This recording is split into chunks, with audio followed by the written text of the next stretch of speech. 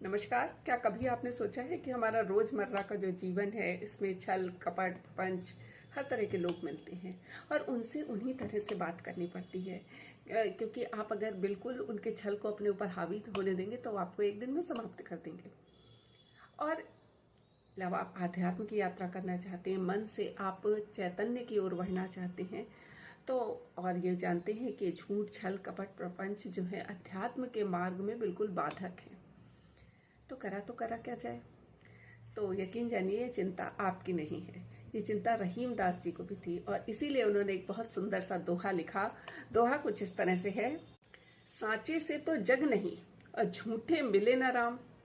सांचे से तो जग नहीं झूठे मिले न राम। अब रहीम मुश्किल बड़ी, अब रहीम मुश्किल बड़ी गाढ़े दो काम।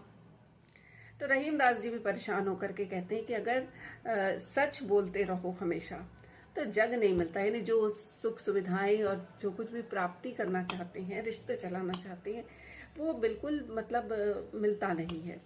रिश्ते छिटक के दूर चले जाते हैं, धन संपत्ति आती नहीं है, डेली का खान पीन होता नहीं है। और झूठ बोलो तो राम नहीं मिलते, ईश्वर नहीं मिलते, सन्मार्ग का मार्ग नहीं मिलता है। अब रहीम दास जी बड़े मुश्किल में है कि ये तो दोनों चीजें काम आने वाली हैं, तो करा क्या जाए। तो मुझे लगता है कि इसका जो उत्तर है वो वेदों में बहुत पहले से ही दिया जा चुका है। और वेद कहते हैं कि विद्या और अविद्या दोनों ही जरूरी है। विद्या का वहां उन्होंने संदर्भ लिया है आध्यात्मिक ज्ञान से।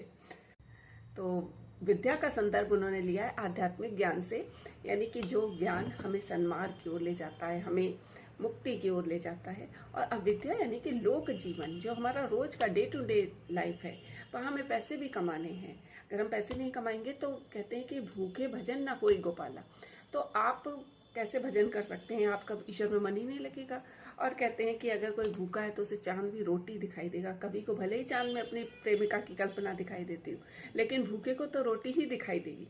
तो यानी कि ये जो विद्या और अविद्या दोनों ही सीखना है और इसमें बैलेंस बना के चलना है कि आपको इतना छल कपट भी नहीं करना है कि आप राम की ओर बढ़ ही ना जाएं, लेकिन आप ऐसे भी भोले ना बन जाएं कि दूसरे छल कर करके आपको खत्म कर दें। और कि मानसिक रूप से खत्म कर दें और उतना ही कुटिल बना दें, या एकदम इतना दब्बू बना दें कि आप जो है विद्या की ओर बढ़ ही ना पाए। तो अविद्या का कौशल भी जरूरी है और विद्या का कौशल भी जरूरी है। इसका संतुलन बना के चलना ही सही मार्ग है।